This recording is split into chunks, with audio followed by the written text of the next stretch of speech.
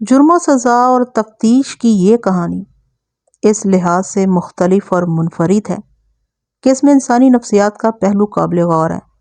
دیکھیے ذہن کتنی بڑی قوت اور پیار کیسے معجزے کر کے دکھا سکتا ہے۔ السلام علیکم، میرا نام ہے سعدیہ اور آپ دیکھ رہے ہیں کرائم سٹوریز وتھ سعدیہ۔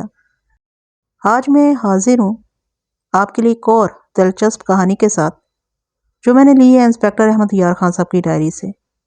اس سے پہلے کہانی کا میں آغاز کروں، جو میرے چینل پر نئے ہیں جلدی سے چینل کو سبسکرائب کر لیجئے گا اور بیل کے آئیکن کو پریس کر کے آل نوٹیفیکیشن بیل کو آن کرنا ہرگز مت بھولیے گا۔ اور میرے چینل پر آپ کو دیوتا، زوناش، خونی صحرا، کالا جادو اور اس جیسے بہت سے ناول اپلوڈڈ ملیں گے، سنیے گا، آپ انجوائے کریں گے۔ آئیے آغاز کرتے ہیں آج کے کیس کا۔ 1959 کی بات ہے، میں راول پنڈی کی مال روڈ پر اپنے کسی خیال میں سر جھکائے چلا جا رہا تھا۔ ایوب خان مرحوم کے ماشاء اللہ کا پہلا سال تھا۔ یوں سمجھ لیں جیسے ابھی ابھی سیلاب آیا ہو اور اتنے جوش و خروش میں ہو جیسے راستے میں آنے والی تمام بستیاں بہا لے جائے گا۔ وہ ماشاء اللہ ایک دہشت تھی جو سارے ملک پر طاری کر دی گئی تھی۔ میں سروس سے ریٹائرڈ ہو چکا تھا اور ماشاء اللہ والوں نے مجھے گھر سے بلا کر ماشاء اللہ ایڈمنسٹریٹر کے سیکیورٹی سٹاف میں رکھ لیا تھا۔ انہوں نے جب میری فرض شناسی اور صلاحیتیں دیکھیں تو ایک اونچا رتبہ دے دیا جسے خفیہ رکھا گیا۔ اس سلسلے میں یعنی اپنے فرائض کے سلسلے میں کئی بار میری ملاقات ایوب خان مرحوم کے ساتھ تنہائی میں ہوئی۔ وہ ایک الگ داستان ہے جو میں کبھی نہیں سناؤں گا کیونکہ اس میں بڑے بڑے ننھے خان لیڈر اور کچھ دیگر حضرات بے نقاب ہوتے ہیں۔ مجھے کسی کو بے نقاب کر کے نمبر بنانے کا کوئی شوق نہیں، اور یہ بات بھی ہے کہ مجھے اس آخری عمر میں کسی نامعلوم قاتل کی گولی سے مرنے کا بھی کوئی شوق نہیں۔ آپ اپنی دلچسپی راول پنڈی کی مال روڈ پر ہی رکھیں جہاں میں سر جھکائے چلا جا رہا تھا۔ ملک صاحب السلام علیکم، ایک آواز نے مجھے چونکا دیا۔ میں نے پہلے سر اٹھایا پھر رکا۔ میرے سامنے بڑے قیمتی پینٹ کوٹ میں ملبوس ایک آدمی کھڑا مسکرا رہا تھا۔ اس کا لباس، اس کی ٹائی، اس کا چہرہ مورا بتاتا تھا کہ یہ شخص سرکاری افسر ہی ہو سکتا ہے۔ اس کی مسکراہٹ کے جواب میں مجھے بھی مسکرانا پڑا۔ معافی چاہتا ہوں، آپ کو راہ جاتے روک لیا ہے، اس خوش پوش اور خوش وضع شخص نے کہا۔ مجھے غلطی نہیں لگ سکتی، آپ ملک احمد یار خان صاحب ہیں نا؟ اس نے اپنا دایاں ہاتھ آگے کیا جو میں نے گرم جوشی سے اپنے ہاتھ میں لے لیا اور کہا کہ اس نے مجھے ٹھیک پہچانا ہے۔ یہ بھی کہا کہ میں اسے نہیں پہچان سکا۔ اس نے مشرقی پنجاب کے ایک بڑے قصبے کا نام لیا اور مجھے یاد دلایا کہ 14-15 سال پہلے میں اس قصبے کے تھانے کا SHO ہوا کرتا تھا۔ مجھے وہ قصبہ بھی یاد آ گیا اور یہ تو میں بھول ہی نہیں سکتا تھا کہ میں وہاں SHO رہ چکا ہوں۔ سارے ہندوستان کے تھانوں کے انچارج سب انسپیکٹر ہوا کرتے تھے۔ کبھی یوں بھی ہوتا تھا کہ کسی بڑے تھانے کا انچارج خصوصی وجوہات کے پیش نظر کسی انسپیکٹر کو بنا دیا جاتا تھا۔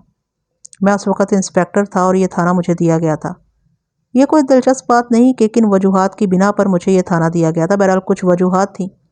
بات سنانے والی یہ ہے کہ میں اس شخص کو پہچان نہ سکا۔ سروس میں ایسے ہزاروں لوگوں سے واسطہ پڑتا رہا ہے، ان سب کے چہرے یاد رکھنا ممکن نہیں۔ اس خوش پوش شخص نے جس کی عمر 40 سال کے لگ بھگ تھی، جان فضا مسکراہٹ سے اپنا نام بتایا اور مختصراً ایک قتل کی واردات سنائی۔ مجھے پھر بھی یہ شخص یاد نہ آیا۔ ہم اس وقت فلیٹی ہوٹل کے بالکل سامنے کھڑے تھے۔ اس شخص نے میرا بازو پکڑا اور کہنے لگا کہ وہ مجھے کھانا کھلانا چاہتا ہے اور میں انکار نہ کروں۔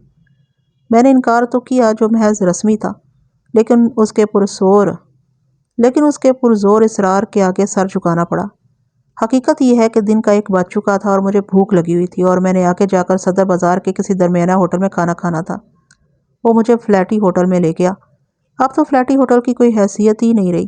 میں جس وقت کی بات کر رہا ہوں اس وقت بڑی بڑی شخصیتیں اسی ہوٹل میں قیام کیا کرتی تھیں۔ قائد اعظم بھی اسی ہوٹل میں ٹھہرتے یا کھانا کھایا کرتے تھے۔ میرا میزبان مجھے فلیٹی ہوٹل میں لے گیا، بڑے پرتکلف کھانے کا آرڈر دیا اور قتل کی وہ واردات سنانے لگا۔ آخر مجھے یہ کیس یاد آ گیا اور یہ بھی یاد آیا کہ اس کے کچھ اشارے میں نے اپنی ڈائری میں لکھے ہوئے ہیں۔ کھانے کے بعد ہم جدا ہوئے تو میں نے سوچا کہ گاؤں جاؤں گا اور ڈائری میں یہ کیس پڑھوں گا۔ میں نے ایسے اشارے بہت سے کیسوں کے لکھے ہوئے ہیں کہ جب وہ سامنے آتے ہیں تو ہر کیس کی ہر تفصیل یاد آ جاتی ہے۔ پھر یوں ہوا کہ میں 3 مہینوں تک گاؤں نہ جا سکا۔ ڈائریاں گاؤں میں رکھی ہوئی تھیں۔ اس شخص نے مجھے حیرت میں ڈال دیا تھا۔ جب گاؤں 1 دنوں 2 دنوں کے لیے گیا جب گاؤں ایک دو دنوں کے لیے گیا تو ڈائریوں کی ورقیدانی کر کے یہ کیس نکالا. جب میں پڑھنے لگا تو میری آنکھوں کے آگے ایک فلم چل پڑی 1959 میں. تو میں نے کبھی سوچا بھی نہیں تھا کہ میری کہانیاں کسی رسالے میں کبھی چھپا بھی کریں گی اور کتابیں بھی چھپ کر مارکیٹ میں آئیں گی اور مقبولیت حاصل کریں گی.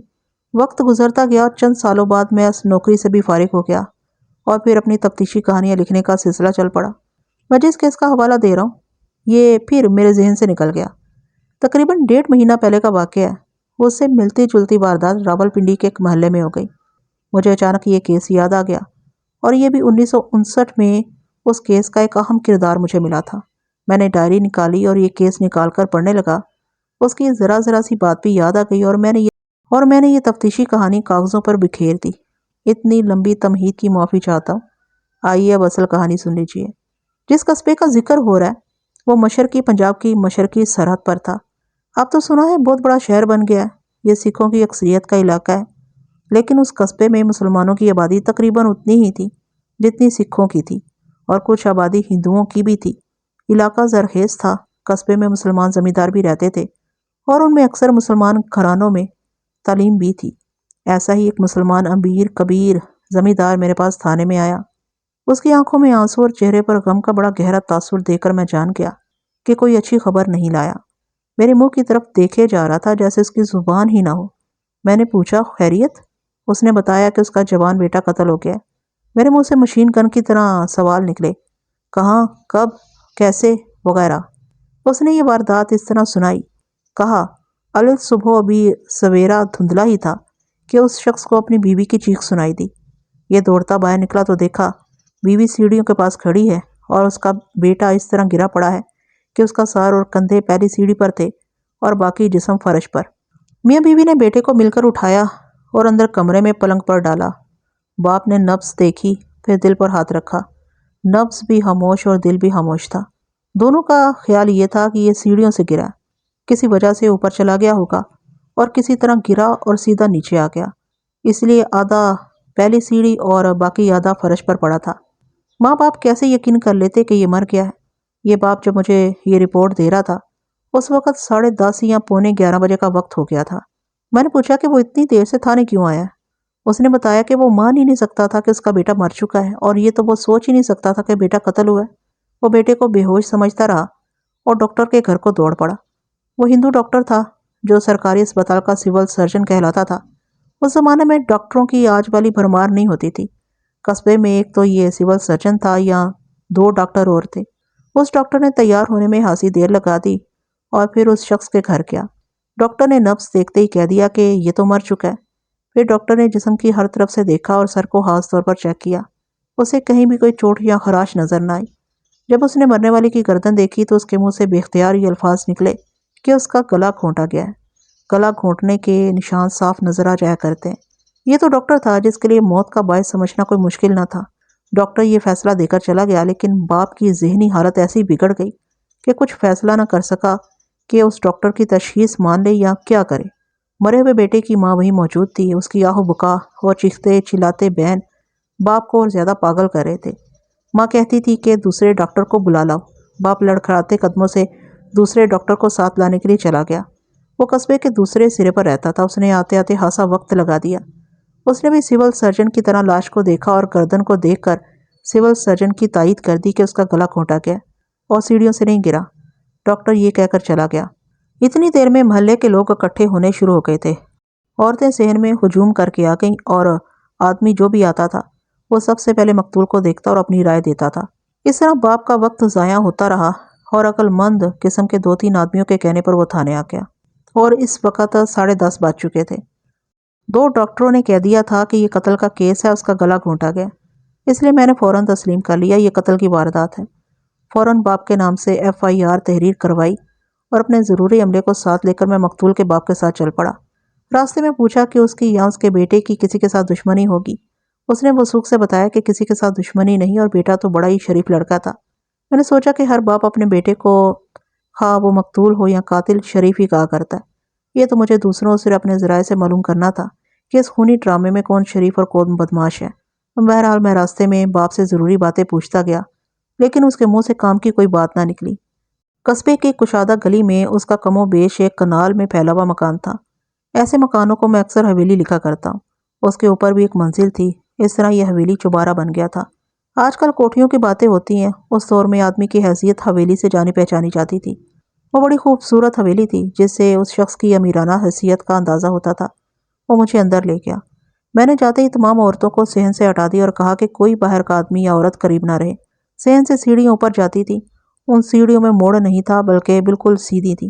انہوں نے لاش اٹھا کر اندر پلنگ پر ڈال دی تھی۔ میں نے یہ معلوم کرنے کے لیے کہ لاش کہاں اور کس طرح پڑی تھی، مقتول کے باپ سے کہا کہ وہ اس پوزیشن میں ہو کر مجھے دکھائے۔ باپ فوراً اس پوزیشن میں ہو گیا جو میں پہلے بیان کر چکا ہوں۔ پھر میں کمرے میں لاش کو دیکھنے گیا۔ سب سے پہلے گردن دیکھی جہاں نیلے نشان بتا رہے تھے کہ گلا گھونٹا گیا۔ نشانات سے صاف پتہ چلتا تھا کہ گلا ہاتھ سے گھونٹا گیا۔ رسی سے گلا گھونٹا جائے یا کوئی کپڑا مروڑ کر اسے گلا گھونٹا جائے تو پھر نشان مختلف ہوتے ہیں۔ 2 ڈاکٹر لاش کے پورے جسم کا معائنہ کر چکے تھے، اس لیے میں نے یہ تردد نہ کیا۔ ڈاکٹروں کی رائے میری رائے سے زیادہ قابل اعتماد تھی۔ یقینی طور پر قتل کی واردات تھی۔ میں نے لاش پوسٹ مارٹم کے لیے بھجوا دی۔ صحن میں کھڑے ہو کر حویلی کو دیکھا۔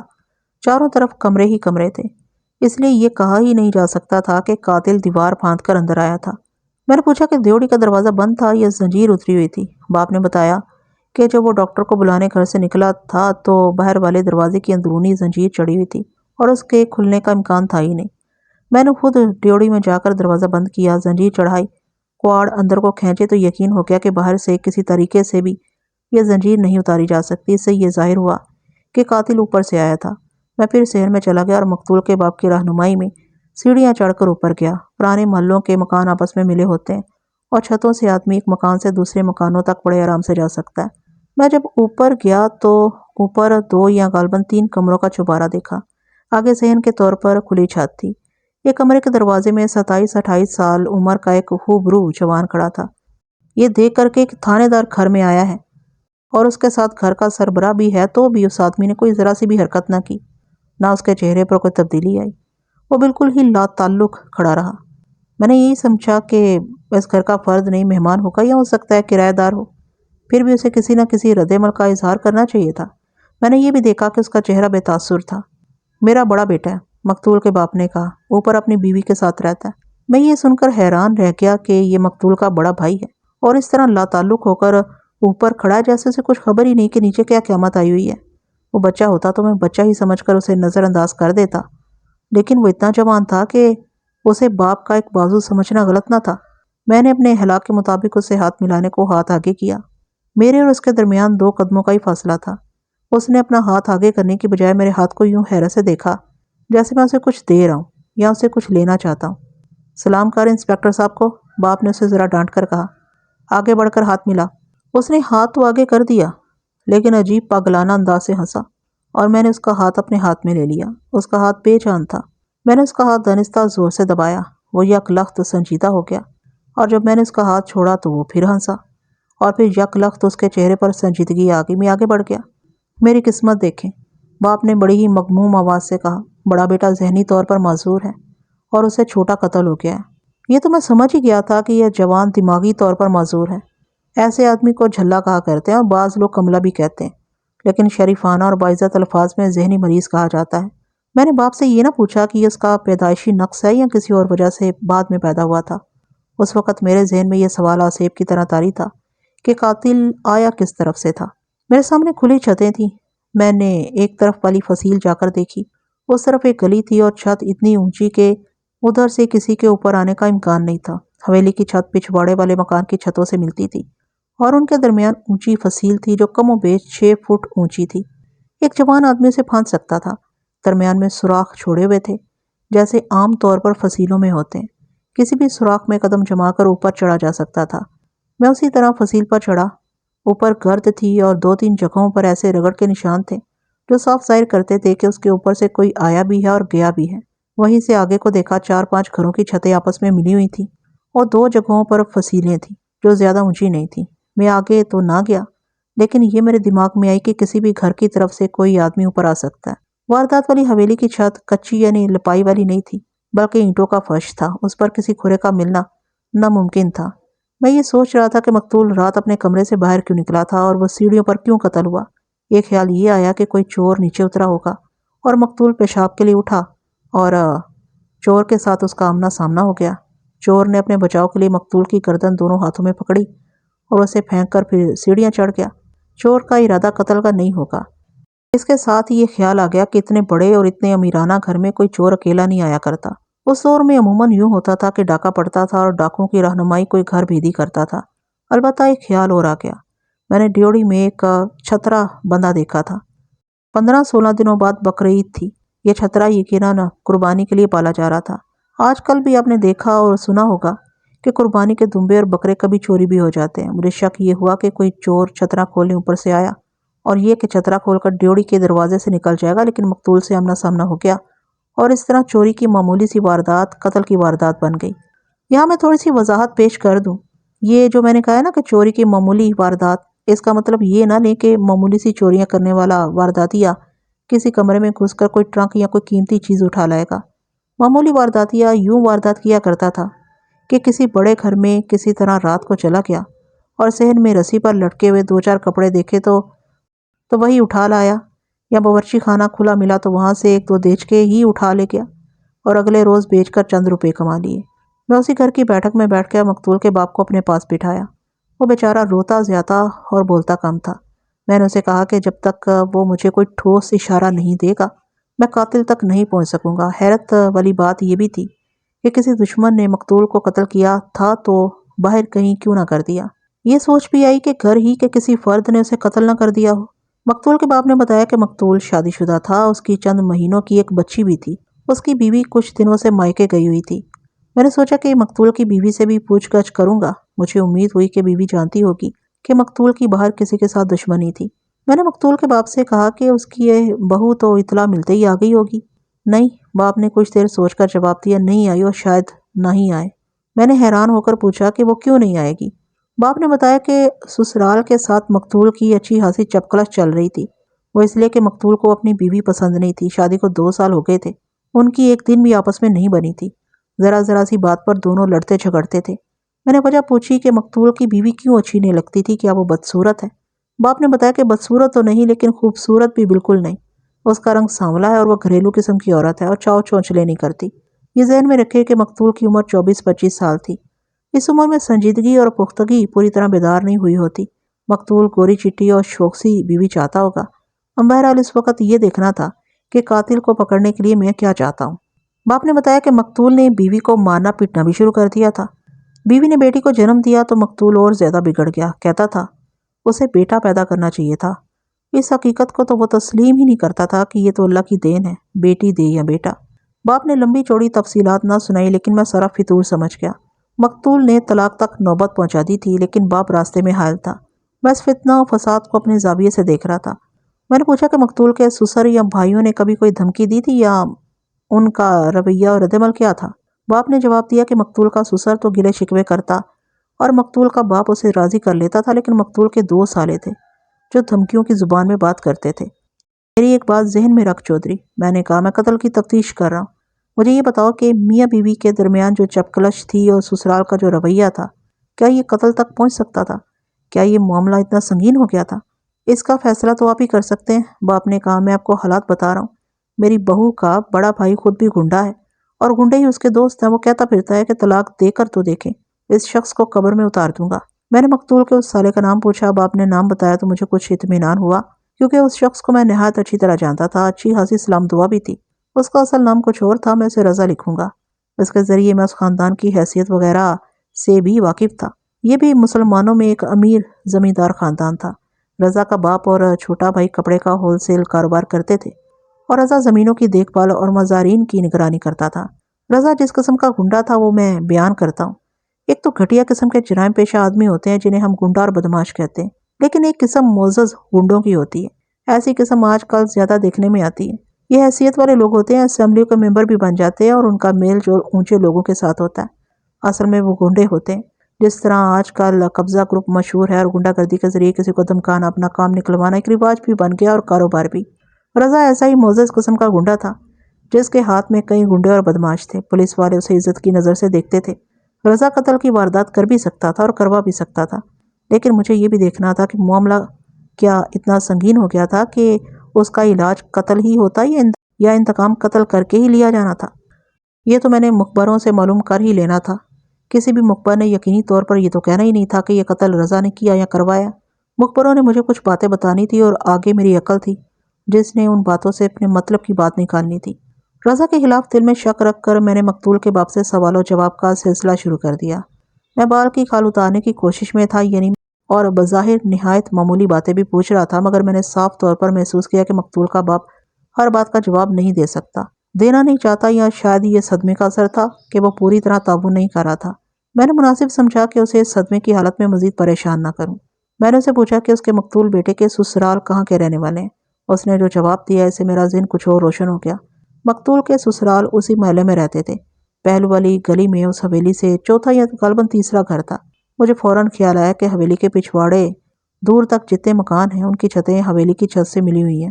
میں اسی وقت اٹھ کھڑا ہوا اور باپ سے کہا کہ چلو پھر اوپر چلتے ہیں۔ میں باپ کو ساتھ لے کر اوپر چھت پر چلا گیا اور اب کرسی قریب رکھوا کر میں فصیل پر چڑھا اور مقتول کے باپ کو بھی اوپر چڑھایا اور پھر ہم دونوں پچھواڑے والے مکان کی چھت پر اتر گئے۔ وہاں سے اگلی چھتوں پر گئے۔ آگے ایک اور فصیل آئی جو زیادہ اونچی نہیں تھی۔ وہاں سے باپ نے میرے کہنے پر مقتول کے سسرال کا گھر دکھایا۔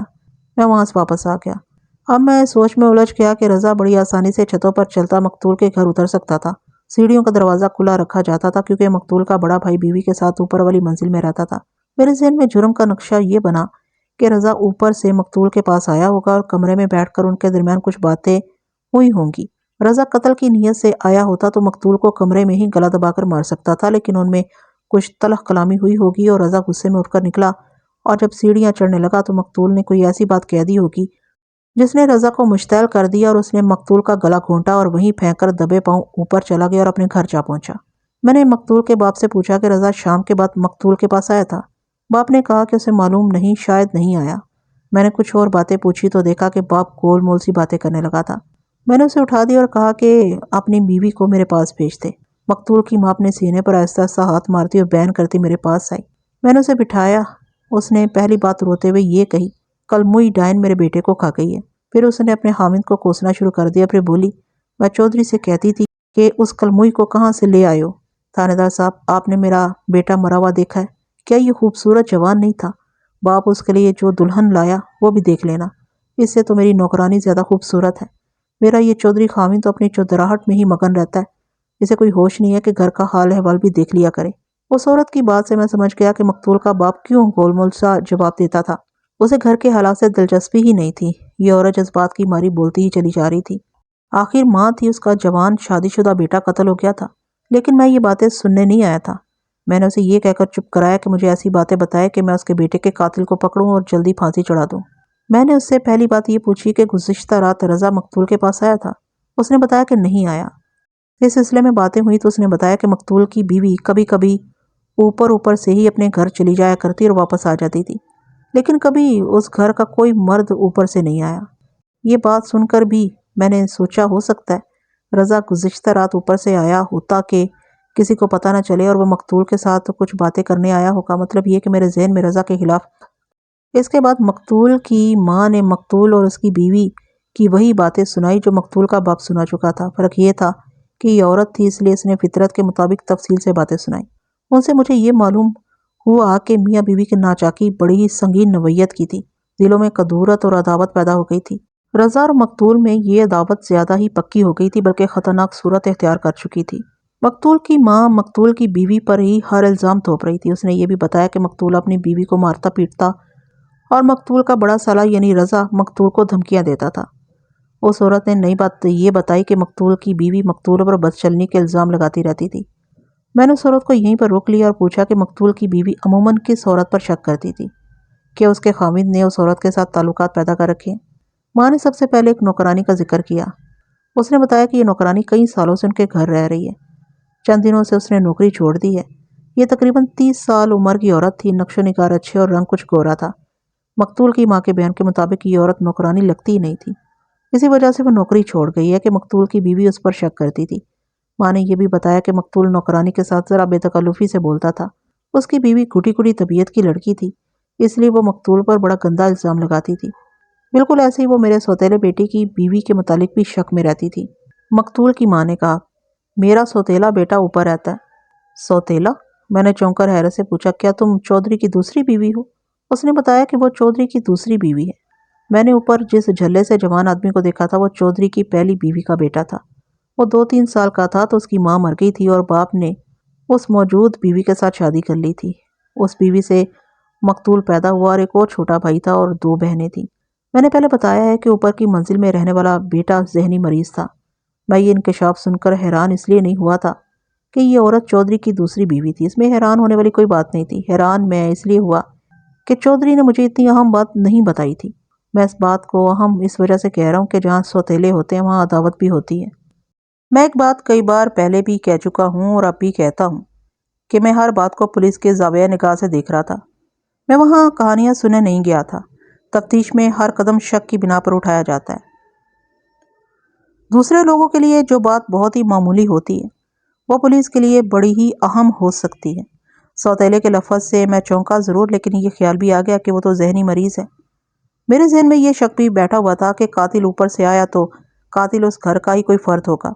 رضا کا نام سامنے آنے سے اور اس کی اور مقتول کی دشمنی کا علم ہونے سے یہ شک کمزور پڑ گیا تھا، لیکن اب سوتیلے بھائی کی موجودگی سے یہ شک پھر ابھر آیا تھا۔ میں نے اس سلسلے میں بڑی دور گہرائی تک جانا تھا۔ ابھی میں آپ کو اپنا شک بتاتا ہوں۔ سوتیلا بھائی ذہنی مریض تھا اور اس کی بیوی بھی تھی۔ شک یہ پیدا ہو گیا کہ اس جھلے بھائی کی بیوی نے ہو سکتا ہے اپنی تسکین کا کوئی ذریعہ بنایا ہوا ہو۔ یہ ذریعہ مقتول ہو سکتا تھا۔ ابھی تو دیکھنا تھا کہ سوتیلا بھائی کس حد تک ذہنی مریض تھا۔ میرا تجربہ اور مشاہدہ یہ تھا کہ بعض ذہنی مریض ایسے ہوتے ہیں کہ انہیں عزت اور غیرت کا ذرا سا بھی احساس نہیں ہوتا۔ اگر کسی وجہ سے ذہنی مریض بگڑ جائے یا کوئی بات اسے مشتعل کر دے تو وہ انتہائی اقدام تک پہنچ سکتا ہے۔ مجھے خیال یہ آ گیا تھا کہ ایسا تو نہیں کہ مقتول نے اس ذہنی مریض کی بیوی کے ساتھ چھیڑ چھاڑ کی ہو اور یہ مریض بھائی اچانک غیرت میں آ گیا ہو۔ یہ کوئی حیرت والی بات نہیں ہوتی کہ کسی پاگل نے کسی کا پیٹ پھاڑ دیا ہو یا کسی کا گلا دبا دیا ہو۔ حقیقت معلوم کرنے کے لیے مقتول کی ماں بہترین ذریعہ تھی۔ وہ اس لیے کہ ذہنی مریض بھائی اس کا سوتیلا بیٹا تھا اور وہ اس کی بیوی کی ساس تھی۔ اس طرح اس کے دل میں ان دونوں میاں بیوی کی محبت اور ہمدردی ہو ہی نہیں سکتی تھی۔ میں نے اپنے انداز سے بات کی۔ انداز یہ تھا جیسے میں تفتیش نہیں کر رہا بلکہ میری تمام ہمدردی مقتول کے ساتھ ہے۔ میں نے پوچھا کہ اس کے سوتیلے بیٹے کی بہو کیسی ہے؟ یہ ہر لحاظ سے ٹھیک ٹھاک لڑکی ہے، ماں نے جواب دیا۔ بڑے ہی معمولی اور اتنے ہی شریف گھر سے آئی ہے۔ اس کے ساتھ ہوئی تو زیادتی ہے، لیکن اللہ کا شکر ادا کرتی ہوں کہ اتنا بڑا اور امیر گھر مل گیا۔ میرے تو اشاروں پر ناچتی ہے اور ذرا شکایت نہیں کرتی۔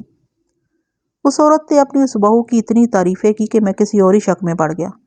میں نے مزید تفصیلات معلوم کرنے کے لیے اسے کئی باریک باتیں پوچھی تو یہ صورتحال سامنے آئی کہ اس کا یہ سوتیلا بیٹا عام طور پر خاموش رہتا ہے اور اکیلے بیٹھے رہنے کا عادی ہے۔ دیکھنے سے معلوم ہی نہیں ہوتا کہ یہ دماغی طور پر صحیح نہیں، لیکن اکیلا بیٹھا ہنسنے لگتا ہے اور کبھی خود بولتا اور اچانک چپ ہو کر سنجیدہ ہو جاتا ہے۔ کبھی اس کے آنسو بہنے لگتے ہیں تو بہتے ہی چلے جاتے ہیں۔ اس کی بیوی نے اپنی ساس کو یعنی مقتول کی ماں کو بے تکلفی سے ہر بات بتائی تھی۔ اس ذہنی مریض کے اصلی نام کی بجائے میں اسے رحیم لکھوں گا۔ اسے بالکل احساس نہیں تھا کہ حامد اور بیوی کے تعلقات کیا ہوتے ہیں۔ اس کی بیوی نام کی بیوی تھی، کوئی جسمانی تعلق نہیں تھا، نہ رحیم کو اس تعلق کا احساس تھا۔ بیوی صبر اور شکر کرتی تھی اور رحیم کی ہر طرح کی خدمت میں چاق و چوبند رہتی تھی۔ یہ مقتول کی ماں کا بیان تھا جو میں بتا رہا ہوں۔ مجھے اپنے ذرائع سے اس بات کی تصدیق یا تردید کروانی تھی۔ میں نے کہا کہ میں کسی اور شک میں پڑ گیا تھا جو میں ابھی ظاہر نہیں کرنا چاہتا۔ ذہن میں رکھ کر اپنے خیالوں کے گھوڑے دوڑائے۔ مقتول کی ماں ساس بھی تھی اور سوتیلی ماں بھی۔ میرے پوچھنے پر مقتول کی ماں نے بتایا کہ یہ شادی کس طرح ہوئی تھی۔ ہر کوئی جانتا تھا کہ رحیم پگلا یا جھلا ہے۔ کوئی بھی اسے اپنی بیٹی دینے کا ظلم نہیں کر سکتا تھا، لیکن ایک باپ ایسا مل ہی گیا۔ یہ باپ بہت ہی تھوڑی تنخواہ پانے والا آدمی تھا۔ اس کی 3 بیٹیاں تھیں۔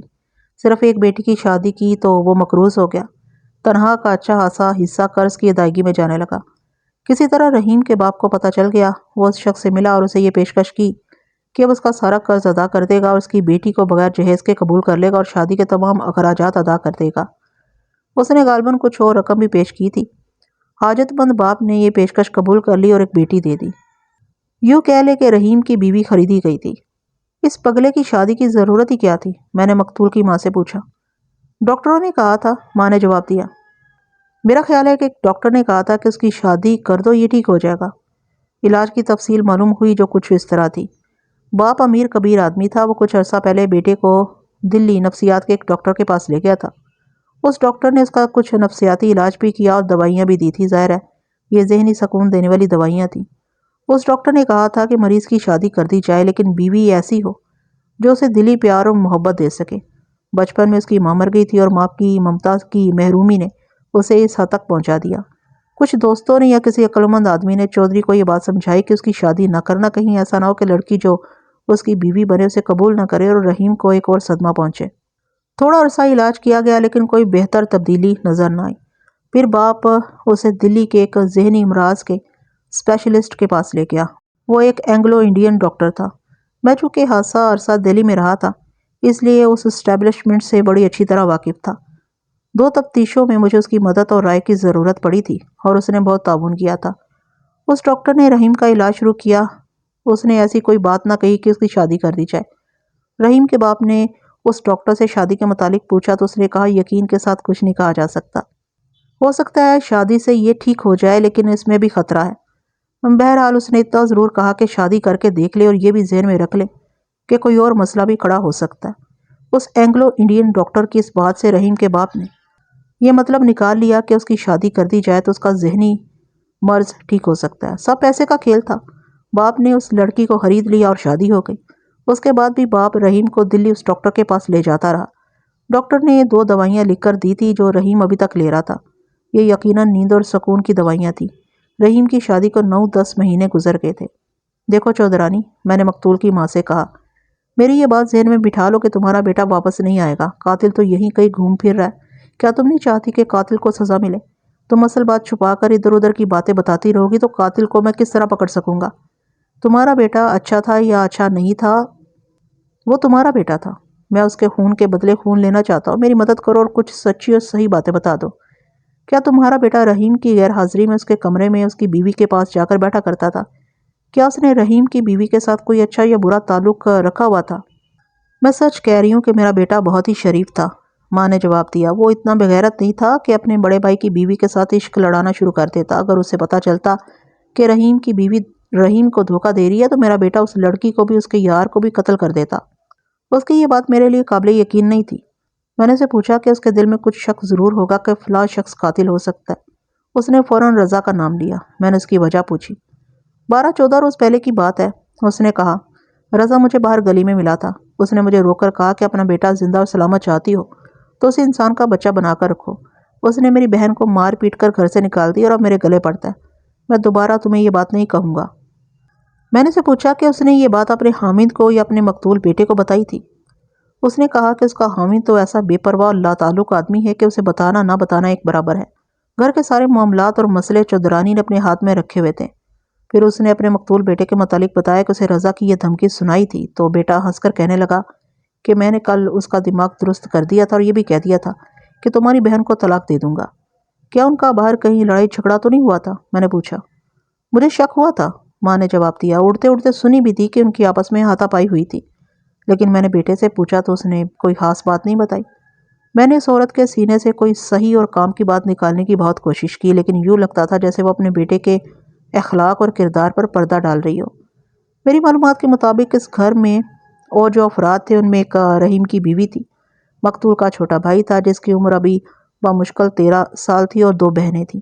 ایک بہن مقتول سے 1.5 سال چھوٹی تھی، اس کی شادی 1.5 سال پہلے ہو چکی تھی۔ اس سے چھوٹی ایک اور بہن تھی جس کی ابھی شادی نہیں ہوئی تھی۔ میں نے ان کی ماں سے پوچھا۔ اس نے بتایا کہ شادی شدہ بیٹی صبح اطلاع ملتے ہی آ گئی تھی۔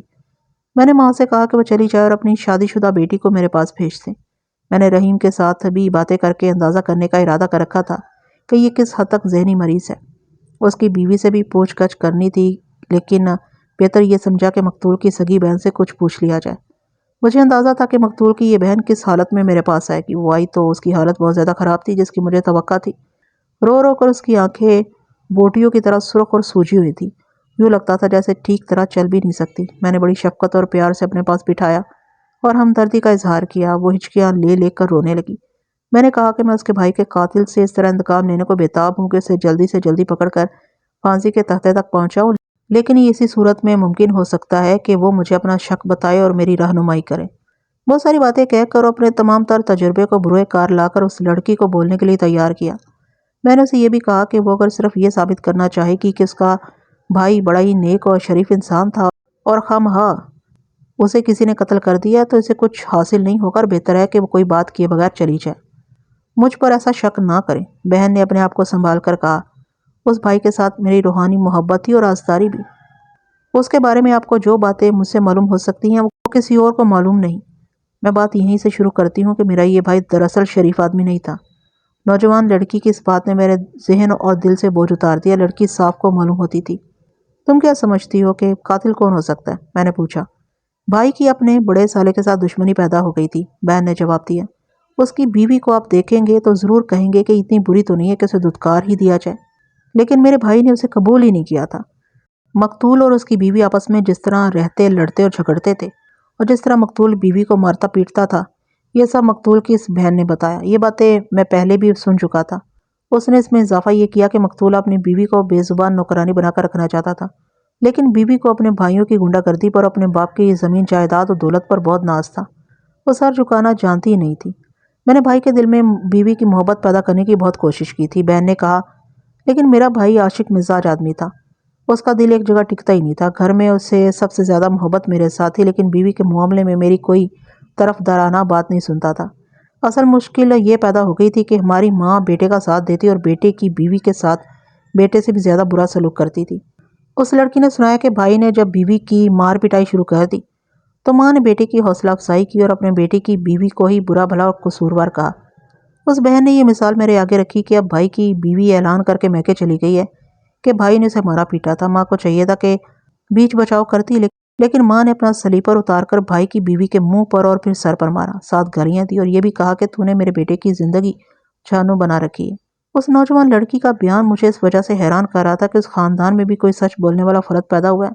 اس لڑکی کو تو فیشن پرست اور نمائش پسند ہونا چاہیے تھا، لیکن یہ تو سچی باتیں کہہ رہی تھی۔ یہ لڑکی فطرت کے طور پر صداقت پسند ہوگی، لیکن میں سمجھ گیا تھا کہ اس کے ذہن اور دل پر جوان بھائی کی موت کا اس قدر صدمہ اور غم طاری ہے کہ اس کے اندر سے جلی کٹی اور سچی باتیں نکل رہی ہیں۔ وہ قاتل کو اتنا نہیں کوس رہی تھی جتنا اپنی ماں اور اپنے بھائی کے خلاف بول رہی تھی۔ اس کا بیان کچھ لمبا تھا اور میں نے اس دوران میں اسے کچھ باتیں پوچھی بھی تھیں۔ میں ذرا اختصار سے اس کا بیان سنا دیتا ہوں۔ اس کی ایک مثال ہی آپ سمجھ گئے ہوں گے کہ مقتول کی بیوی کو صرف مقتول ہی نہیں بلکہ مقتول کی ماں بھی بہت تنگ اور پریشان کرتی تھی۔ غور فرمائے کہ مقتول کی بیوی کسی معمولی اور غریب گھر کی لڑکی نہیں تھی، بلکہ امیر ماں باپ کی بیٹی اور اپنا روب داب رکھنے والے بھائیوں کی بہن تھی۔ وہ دبک کر رہ سکتی ہی نہیں تھی۔ مقتول کی اس بہن نے بتایا کہ مقتول کی یہ بیوی اینٹ کا جواب پتھر سے دیتی تھی۔ اس لڑکی نے صاف الفاظ میں بتایا کہ سارے فساد کی اصل جڑ اس کی ماں تھی۔ خامد پر بھی اور بہو پر بھی اور ہر کسی پر اپنا حکم چلاتی تھی۔ مقتول کی بہن نے ایک انکشاف اور کیا جس نے میرے دماغ کو کچھ اور روشنی دے دی۔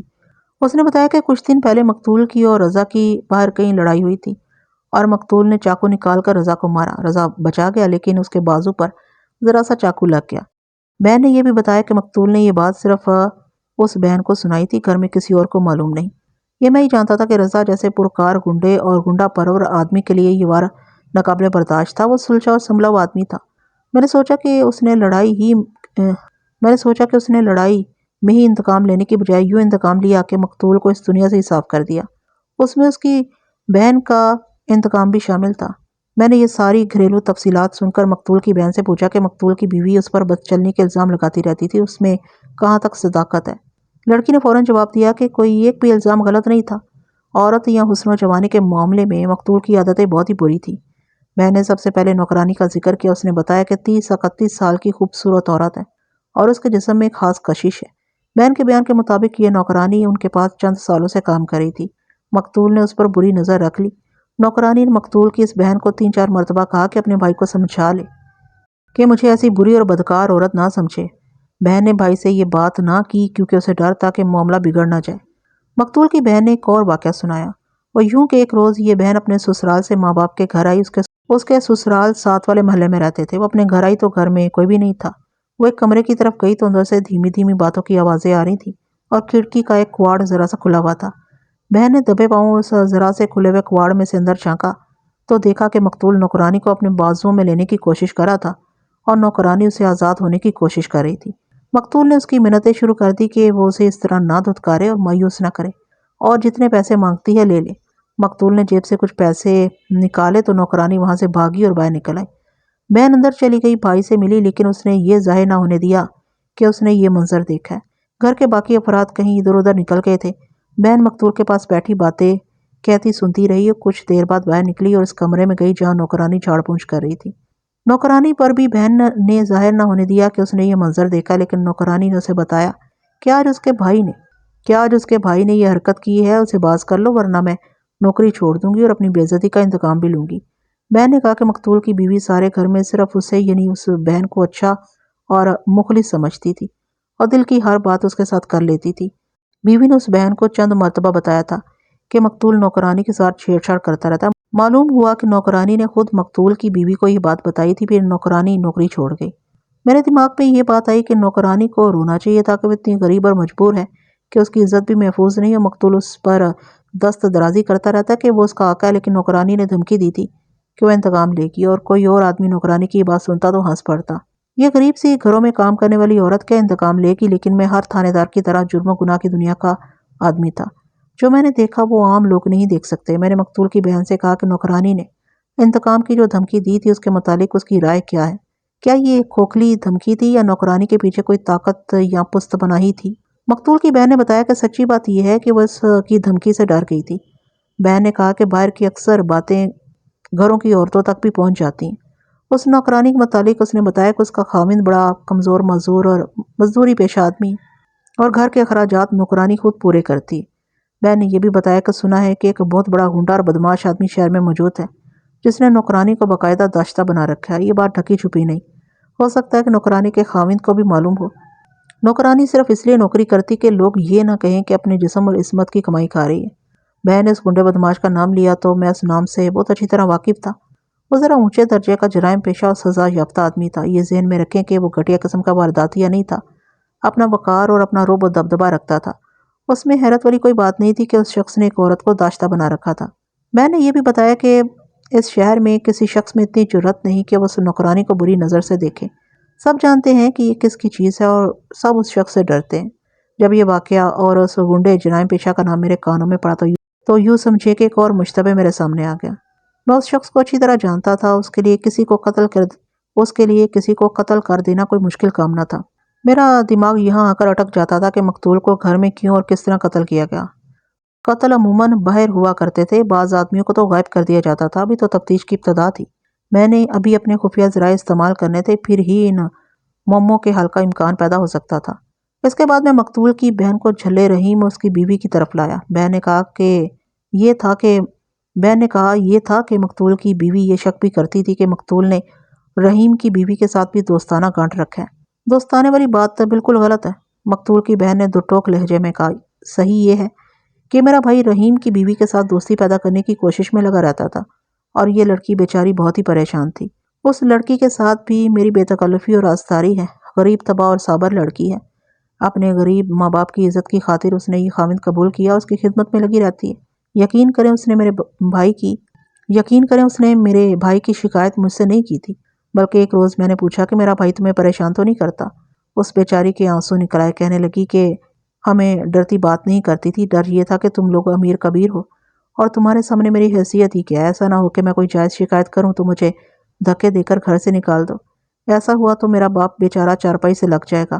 مقتول کی بہن نے تفصیل یہ بتائی کہ رحیم کی بیوی نے اسے بتایا کہ رحیم جب دوائی کھا کر گہری نیند میں بے ہوش پڑا ہوا ہوتا تھا یا باہر کہیں نکل جاتا تھا تو مقتول اس لڑکی کے پاس آ بیٹھتا اور عشق و محبت کا اظہار کرتا تھا۔ لڑکی اسے دھتکارنے کی یا اسے یہ کہنے کی جرأت نہیں کرتی تھی کہ اس کے کمرے میں نہ آیا کرے، اس کی بجائے وہ روتی اور مقتول کی منت سماجت کرتی تھی کہ وہ بدنام ہو جائے گی۔ رحیم کی بیوی نے مقتول کی بہن کو روتے ہوئے بتایا کہ مقتول اسے کہتا تھا کہ تم پر بہت ظلم ہوا ہے، ایک پاگل اور بیکار آدمی کے ساتھ باندھی گئی ہو اور اپنے جذبات کا خون نہ کرو ورنہ کڑ کڑ کر مر جاؤ گی، اس کی بجائے میرے ساتھ دوستی لگا لو، ہر طرح کی عیش کرو۔ لڑکی نے مقتول کی بہن کے آگے ہاتھ جوڑے اور کہا کہ اس کی یہ شکایت مقتول تک یا اس کی ماں تک نہ پہنچائے، لڑکی کو یہ ڈر تھا کہ اسے گھر سے نکال دیا جائے گا۔ میں نے مقتول کی بہن سے کہا کہ اس کی ماں رحیم کی بیوی کی بہت تعریف کرتی ہے۔ بہن نے ہونٹوں پر طنز یا مسکراہٹ لا کر کہا کہ میری ماں تو اس کی تعریفیں کرے گی ہی، کیونکہ یہ بیچاری صرف اپنے جھلے خاوند کی ہی خدمت نہیں کرتی بلکہ میری ماں کی مٹھی چاپی اور سارے جسم کی مالش بھی کیا کرتی ہے، اور ماں اشارہ کر دے تو یہ لڑکی کٹ پتلی کی طرح ناچنے لگتی ہے۔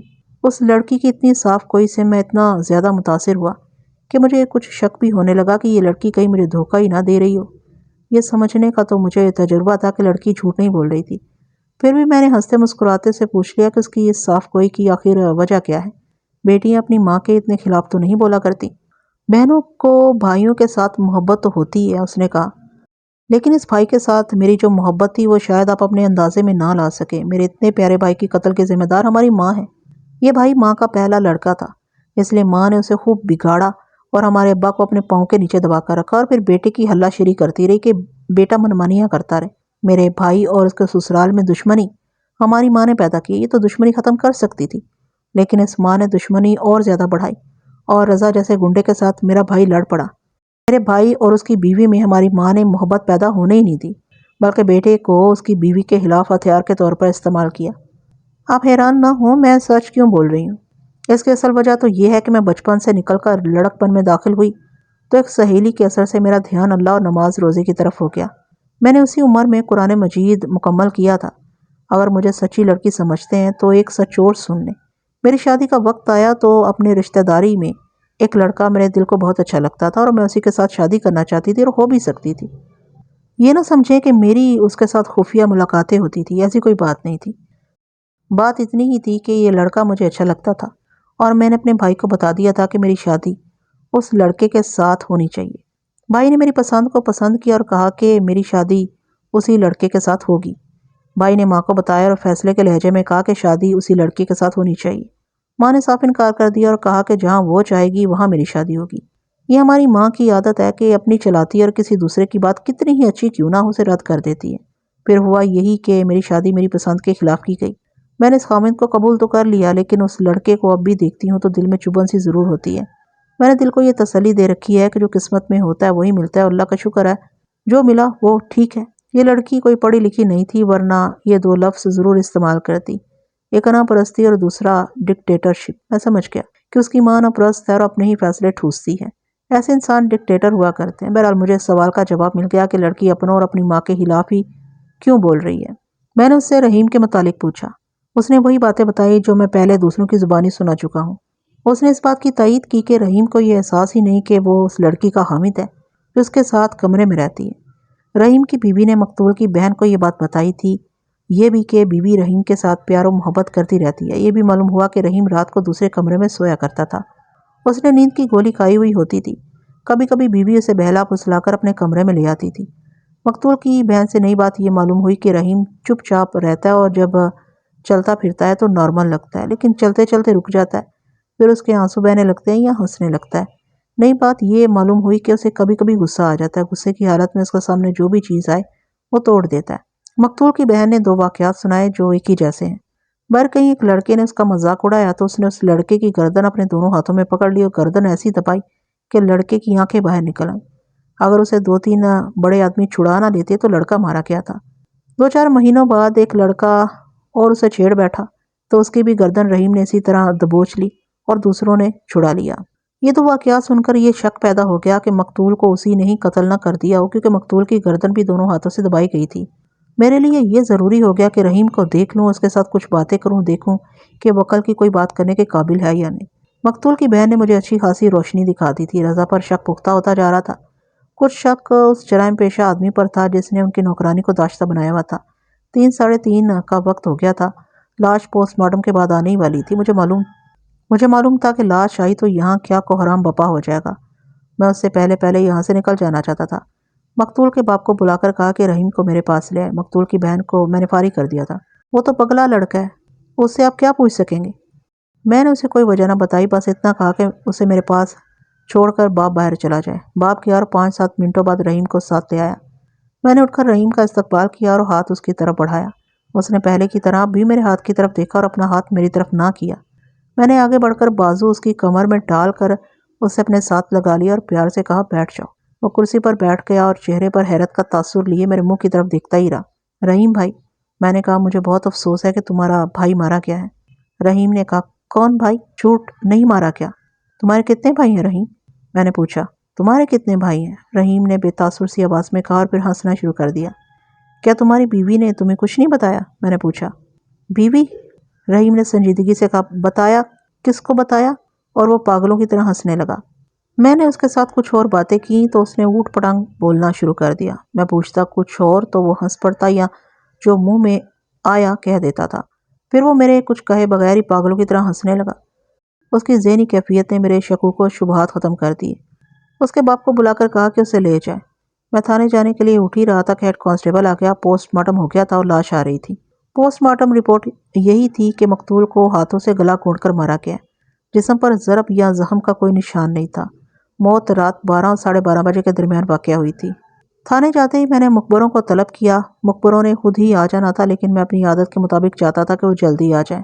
معزز قسم کے مخبروں کو بلوانے کی ضرورت نہیں تھی۔ وہ تو تھانے دار کی خوشنودی کی خاطر خود ہی آ جایا کرتے تھے۔ میں سب سے پہلے مقتول کے گھر کے حالات وغیرہ معلوم کرنا چاہتا تھا۔ سب سے پہلے مقتول کے محلے کا ایک ایسا صاحب حیثیت شخص آیا کہ میں کسی کو بتاتا کہ یہ میرا مخبر ہے تو کوئی بھی تسلیم نہ کرتا۔ تھانے داروں کی تفتیشی کہانیوں سے آپ جان چکے ہوں گے کہ جاسوسی کا سسٹم کس طرح کام کرتا ہے۔ یہاں میں یہ بتانا ضروری نہیں سمجھتا کہ فلاں کس وقت آیا اور اس نے کیا بتایا۔ میں ان سب کی رپورٹوں کا نچوڑ آپ کو سنا دیتا ہوں۔ مجھے اس گھر میں جا کر جو کچھ معلوم ہوا تھا یہ ساری رپورٹیں اس کی تائید کرتی تھیں۔ مقتول کوئی ایسا شریف آدمی نہیں تھا کہ لوگ اس کی شرافت کے چرچے کرتے، اور وہ کوئی ایسا بدماش بھی نہیں تھا کہ لوگ اس کا شمار بدماشوں میں کرتے۔ مقتول کا گھرانہ کوئی نیک نام گھرانہ نہیں تھا۔ مقتول کا باپ بیوی کا مرید تھا اور گھر سے باہر بڑا چودھری بنا پھرتا تھا۔ چودھری کی یہ دوسری بیوی یعنی مقتول کی ماں فسادی اور شیطان فطرت عورت تھی۔ مخبروں کی رپورٹوں سے تصدیق ہو گئی کہ یہ عورت مقتول کی بیوی کو بہت تنگ کرتی تھی۔ اس کی تفصیلات پہلے سنا چکا ہوں۔ یہ بھی ثابت ہو گیا کہ مقتول اور اس کے سالے رضا کی آپس میں دشمنی پیدا ہو چکی تھی۔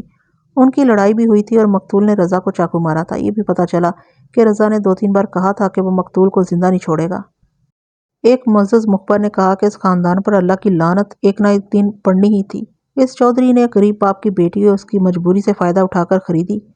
یہ تو زیادہ تر مخبروں نے بتایا تھا، لیکن اس معزز آدمی نے خاص طور پر کہا کہ یہ لڑکی اپنی اور اپنے خاندان کی شرافت میں شہرت رکھتی ہے۔ میں رات بہت دیر تک رپورٹیں سنتا رہا اور اپنا ذہن بناتا رہا۔ اگلے روز علیل صبح پھر 1-2 رپورٹیں آئیں۔ مختصر بات یہ ہے کہ مجھے کوئی نئی بات معلوم نہ ہوئی جس سے میں کسی سراغ تک پہنچ سکتا۔ اس کے بعد میں نے مقتول کی بیوی اور رضا کو نوکرانی اور اس بدماش کو تھانے بلوایا جس کی وہ داشتہ تھی۔ میں نے پہلے نہیں بتایا کہ یہ جرائم پیشہ بدماش تھانے کا رجسٹر بستہ بے گنڈا تھا۔ 2-3 وجوہات ایسی تھیں کہ اس بدماش پر مجھے کوئی زیادہ شک نہیں تھا۔ اس سے زیادہ اہم نوکرانی تھی۔ یہ سب تھانے میں آئے تو میں نے پہلے مقتول کی بیوی کو اپنے پاس بلا کر بٹھایا۔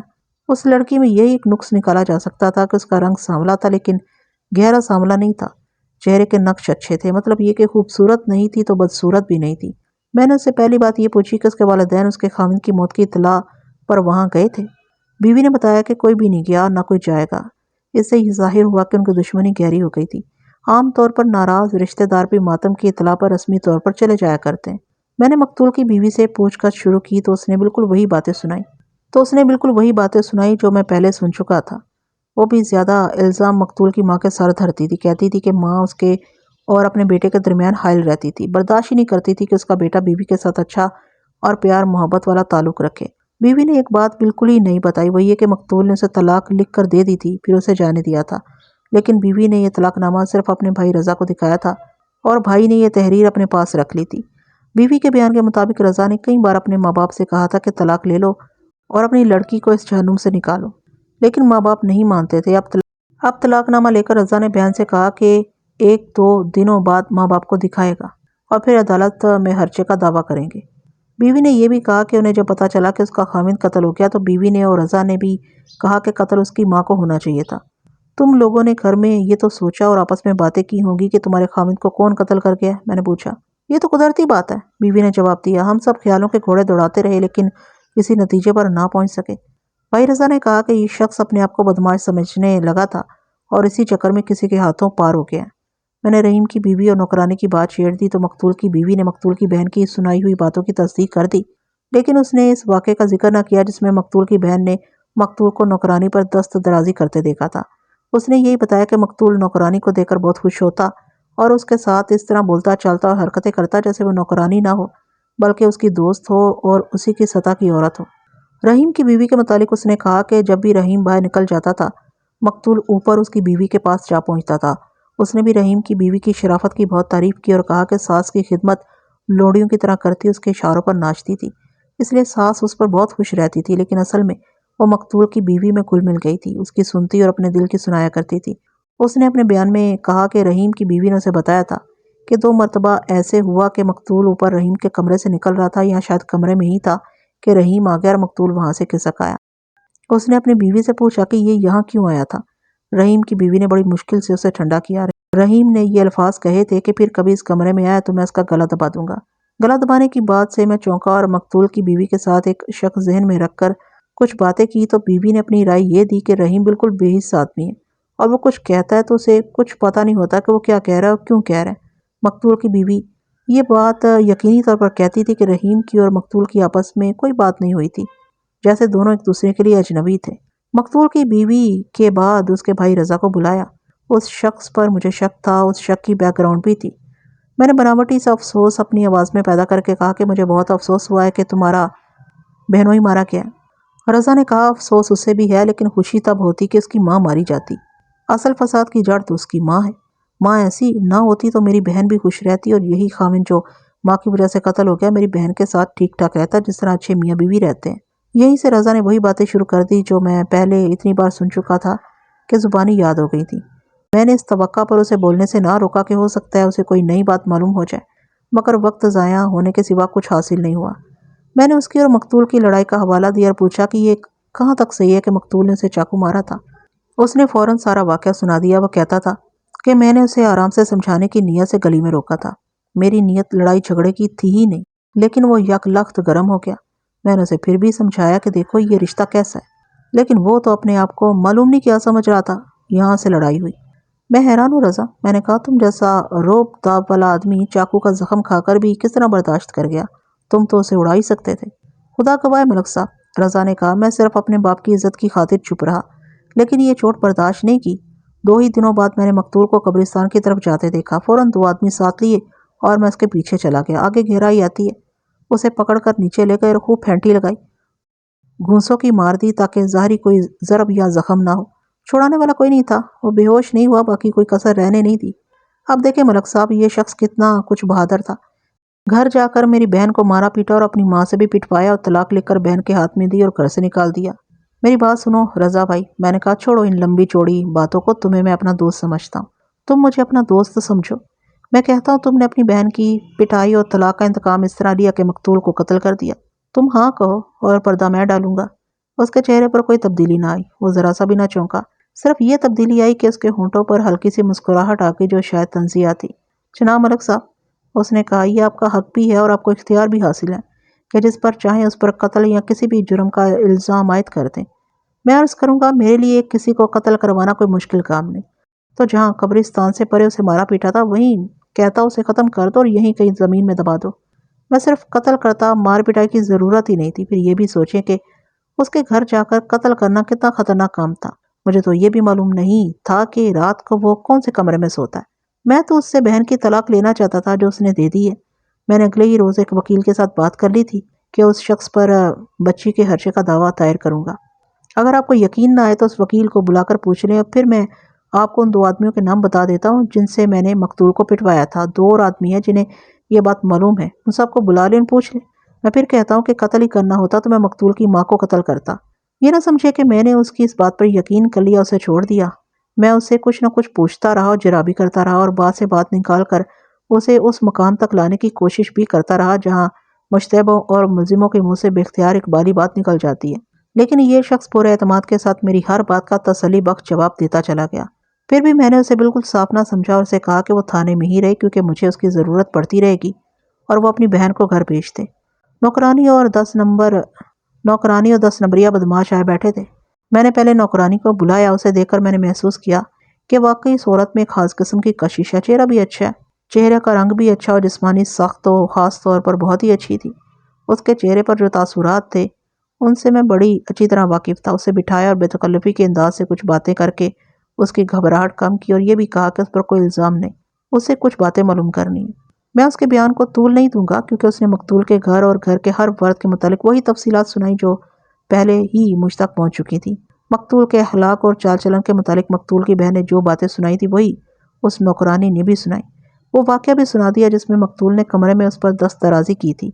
مجھے شک یہ تھا کہ اس نے اپنے 10 نمبری بدماش یار کو بتایا ہوگا اور اس شخص نے مقتول کو قتل کروایا، لیکن ایک تو یہ شک کمزور تھا اور اس کے ساتھ یہ خیال بھی آتا تھا کہ قتل کرنا ہوتا تو کہیں باہر کرتا، گھر میں آ کر اس طرح قتل کرنا میری سمجھ میں نہیں آتا تھا۔ نوکرانی نوکری چھوڑ کر چلی نہ جاتی اور اس گھر میں موجود ہوتی تو پھر شک پختہ ہو سکتا تھا کہ اس عورت نے مقتول کا گلا گھونٹا۔ اشتعال کی وجہ موجود تھی لیکن نوکرانی اس گھر میں نہیں تھی۔ اسے بھی میں نے سوال و جواب اور جیرا کی چکی میں پیسنا شروع کر دیا۔ اس نے بڑی جرأت سے تسلیم کیا کہ وہ اس 10 نمبری جرائم پیشہ بدماش کی باقاعدہ داشت ہے۔ اپنے خامند کے متعلق اس نے بتایا کہ دوسری کمزوریوں کے علاوہ چرس کا نشئی بھی ہو گیا۔ اس نے یہ بھی کہا کہ وہ نوکری صرف اس خیال سے کرتی ہے کہ لوگ یہ سمجھے کہ حلال کی کمائی پر گزارا کرتی ہے۔ پھر اس نے بتایا کہ مقتول نے جب اس پر دست درازی شروع کر دی تھی تو اس نے اس بدماش کو بتایا تھا کہ اس بدماش نے اسے کہا تھا کہ یہ بہت بڑا گھر ہے، اس لیے ان سے ٹکر نہیں لی جا سکتی، بہتر ہے کہ نوکری چھوڑ دی جائے۔ اس طرح نوکرانی نے اس گھر کی نوکری چھوڑ دی۔ اس نے یہ بات بڑے فخر سے کہی کہ اس شہر کا کوئی آدمی نہیں کہہ سکتا کہ میرے اس کے ساتھ ایسے ویسے تعلقات ہیں۔ اتنی سی بات تو میں سمجھتا تھا کہ یہ عورت ہنسی مکار ہے، پھر بھی اس نے مجھے مطمئن کر دیا تھا۔ میں نے اسے رحیم اور اس کی بیوی کی بات شروع کر دی۔ اس کی رپورٹ اور رائے بالکل وہی تھی جو مقتول کی بہن اور مخبر دے چکے تھے۔ نوکرانی نے بتایا کہ اوپر کے کمروں کی جھاڑ پونچھ وہی کیا کرتی تھی۔ رحیم کی بیوی نے نوکرانی کے ساتھ ایک قسم کی دوستی یا رازداری پیدا کر لی تھی۔ یہ میں جانتا تھا کہ یہ دوستی اسی نوکرانی نے پیدا کی ہوگی۔ بہرحال اس دوستی سے مجھے اب یہ فائدہ ہو رہا تھا کہ کچھ اور باتیں معلوم ہو گئی۔ ایک بات تو یہ تھی کہ مقتول رحیم کی بیوی کے ساتھ غلط مراسم قائم کرنا چاہتا تھا اور بیوی بہت ہی پریشان تھی اور کبھی کبھی نوکرانی کے ساتھ بات کرتے اس کے آنسو نکل آتے تھے۔ نوکرانی نے ایک اور بات سنائی جس نے مجھے سنجیدگی سے سوچنے پر مجبور کر دیا۔ یہ بات اس طرح ہوئی کہ میں نے نوکرانی سے پوچھا کہ رحیم کی مزاجی کیفیت کیسی رہتی ہے۔ ایک خاص خیال کے تحت میں رحیم کے غصے کے متعلق کچھ معلوم کرنا چاہتا تھا۔ نوکرانی نے بتایا کہ غصہ اسے کبھی کبھی آتا تھا اور جب غصہ آتا تھا تو پھر اس پر قابو پانا مشکل ہو جاتا تھا۔ نوکرانی نے ذرا ہنستے ہوئے بتایا کہ 2-3 مہینے پہلے وہ ان کے کمروں کی صفائی کر رہی تھی، رحیم وہیں موجود تھا۔ پڑوسیوں کی ایک مرغی کسی طرح فصیل پر پہنچ گئی اور وہاں سے ادھر ادھر آئی اور رحیم کے کمرے میں آ گئی۔ وہاں اس نے بیٹ کر دی۔ نوکرانی نے غصے سے کہا کہ مرغی نے کیا گند ڈال دی ہے۔ رحیم نے دیکھا تو دروازہ بند کر لیا اور مرغی کو پکڑ لیا۔ وہیں مرغی کی گردن ایسی دبائی کہ مرغی مر گئی اور رحیم اسے پہلو والی گلی میں پھینک آیا۔ اس کے بعد میں نے بہت سوچا اور 10 نمبری بدماش کو اندر بلا کر بیان لینا ضروری نہ سمجھا۔ نوکرانی کو باہر بھیج دیا تو یہ 10 نمبریہ خود ہی اندر آ گیا اور مجھ سے سلام دعا کی اور پوچھا کہ حضور ہمارے لیے کوئی خدمت ہو تو ہم حاضر ہیں۔ میں نے اسے فارغ کر دیا اور وہ نوکرانی کو ساتھ لے کر چلا گیا۔ گھڑی دیکھی رات کے 10 بج چکے تھے۔ سارا دن تفتیش میں گزر گیا تھا۔ اب رحیم کی بیوی کو بلانا ضروری ہو گیا تھا، لیکن رات کے اس وقت بلانا مناسب نہ سمجھا۔ اگلی صبح تک ملتوی کر دیا۔ ایک ہیڈ کانسٹیبل سے کہا کہ صبح جب میں تھانے میں آؤں تو رحیم کی بیوی یہاں موجود ہو۔ میں صبح اس وقت تھانے پہنچا جب سورج طلوع ہو رہا تھا۔ یہ قتل کا کیس تھا جس کی تفتیش کو چند منٹوں کے لیے بھی نظر انداز نہیں کیا جا سکتا تھا۔ رحیم کی بیوی آ گئی تھی، مقتول کا باپ اس کے ساتھ تھا۔ میں دونوں کو دفتر میں لے گیا اور مقتول کے باپ کو تسلی دے کر باہر بھیج دیا اور رحیم کی بیوی کو اپنے سامنے بٹھا لیا۔ نوعمر اور بھولی والی لڑکی تھی، چہرے پر معصومیت بڑی نمایاں نظر آتی تھی۔ شکل و صورت بہت ہی اچھی تھی، وہ ڈری ڈری سی لگتی تھی جو قدرتی بات تھی۔ میں نے حسب عادت اس کے ذہن اور دل سے یہ ڈر اتارنے کے لیے بہت کچھ کہا۔ میرے لہجے اور انداز میں شفقت بڑی نمایاں تھی۔ میں نے بات شروع کی تو اس نے میری پوری بات سنے بغیر التجا کے لہجے میں کہا کہ اس کے منہ سے کوئی راز کی بات نکل جائے تو میں اللہ کے واسطے کسی کو پتہ نہ چلنے دوں۔ اس نے صاف الفاظ میں کہا کہ وہ غریب گھر کی لڑکی ہے اور سسرال بہت امیر لوگ ہیں، ایسا نہ ہو کہ ذرا سی بات پر گھر سے نکال باہر کریں۔ میرے دل میں پہلے ہی اس کی ہمدردی پیدا ہو چکی تھی۔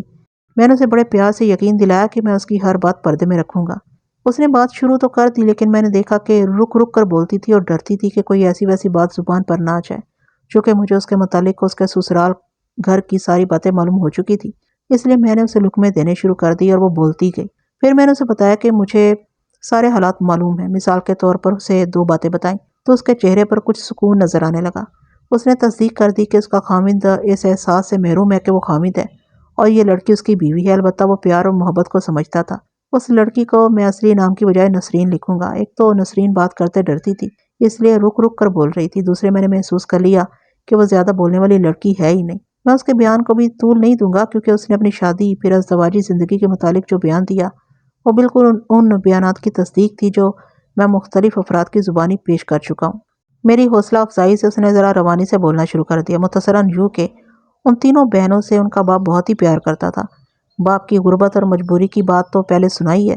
نسرین نے کہا کہ اس نے اپنے پیارے اور معزز باپ کے لیے یہ قربانی دی کہ ایک پاگل خامند کو قبول کر لیا اور ابھی تک اس نے اپنے دل میں بھی شکایت پیدا نہیں کی کہ اس کے ساتھ ظلم ہوا ہے، باپ کا فرض ادا ہو گیا اور وہ ایک بیٹی کے فرض سے فارغ ہو گیا، تو یہی خوشی نسرین کے لیے بہت تھی۔